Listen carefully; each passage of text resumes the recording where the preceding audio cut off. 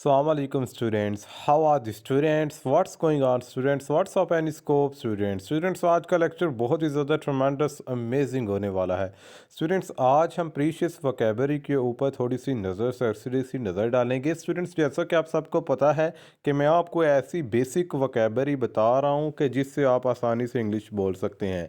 English बोलने के लिए मैं आपको पहले भी बता चुका हूँ कि सिर्फ़ और सिर्फ दो चीज़ों की ज़रूरत होती है, एक वोकेबलरी और एक टेंसेस आनी चाहिए आपको। तो आज का लेक्चर भी वोकेबलरी के ऊपर है। जिन स्टूडेंट्स को वोकेबलरी का नहीं पता उनको मैं बता दूं कि वोकेबलरी वो होती है कि इंग्लिश के अल्फाज जिनका हमें मीनिंग आना चाहिए। तो चलिए students, let's start, let's speed up, compose your self. तो without wasting our time, we start our today amazing, tremendous, fabulous, incredible lecture. Students, कौम की इंग्लिश होती है नेशन। अगर मैं कहता हूँ कि हम एक कौम है तो आप इस तरह इंग्लिश करेंगे, वी आर नेशन। और इसी तरह कौमी की इंग्लिश होती है, नेशन के आगे ए एल लगा दें तो बन जाता है नेशनल। नेशनल को कहा जाता है कौमी। Hockey is our national game. Hockey हमारा कौमी खेल है। इसी तरह स्टूडेंट्स, दिन की इंग्लिश होती है डे और रात की इंग्लिश होती है नाइट।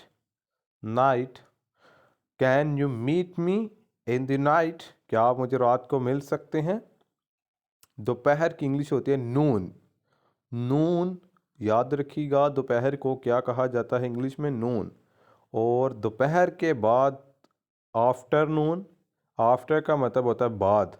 और अगर मैं कहूँगा रात के बाद तो आप कह सकते हैं आफ्टर नाइट।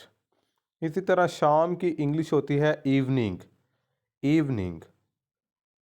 और अगर आप किसी से शाम का सलाम लेना चाहते हैं तो आप कह सकते हैं गुड इवनिंग। और अगर दोपहर का सलाम लेना चाहते हैं तो आप कह सकते हैं गुड नून। गुड नून या गुड आफ्टरनून। इसी तरह स्टूडेंट्स, अभी की इंग्लिश होती है नाउ।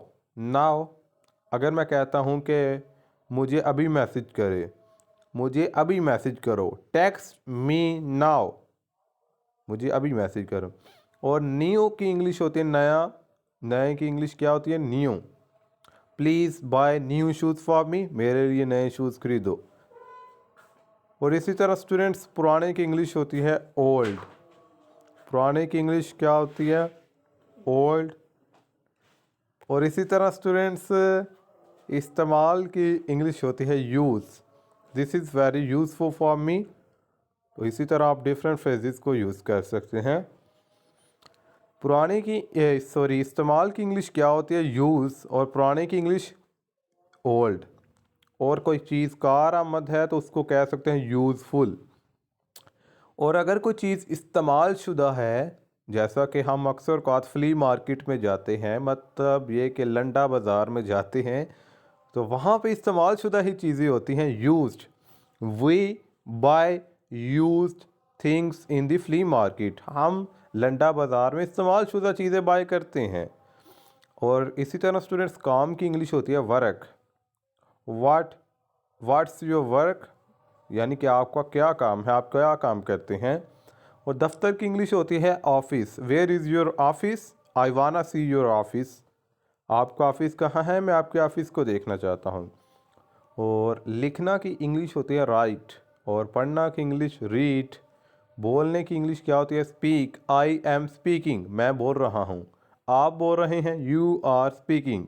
हम सब बोल रहे हैं, वी ऑल आर स्पीकिंग। इसी तरह स्टूडेंट्स, सोचने की इंग्लिश होती है थिंक।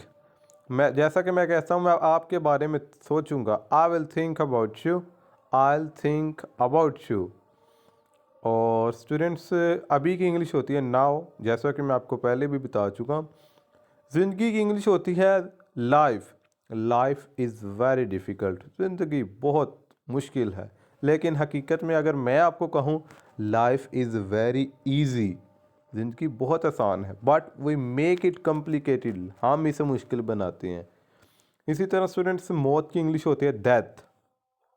अगर मैं कहता हूँ कि फ़र्ज़ करें अगर आपने किसी को कॉल की है तो आप पूछना चाहते हैं, वो अक्सर आपको इन्फॉर्म करके कहते हैं जी आज उनकी डेथ हो गई है, तो इसका मतलब ये है वो बताना चाह रहे हैं आज उनकी मौत हो गई है।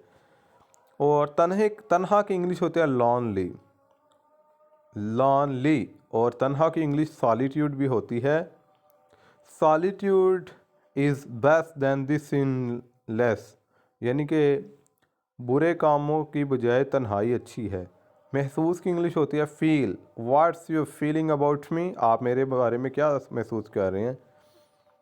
और इसी तरह स्टूडेंट्स दर्द की इंग्लिश होती है पेन, और दर्द का अपोजिट होता है खुशी, खुशी की इंग्लिश हैप्पी।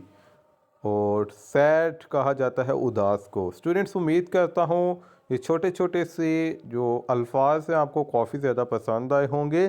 तो स्टूडेंट्स आपको लेक्चर कैसा लगा अपना फीडबैक देना मत भूलिएगा। कोशिश करें कि एक एक वर्ड के 2 से 3 सेंटेंसेस बना के प्रैक्टिस मुझे सेंड कर दें। आज का लेक्चर कैसा लगा अपना फीडबैक देना मत भूलिएगा स्टूडेंट्स।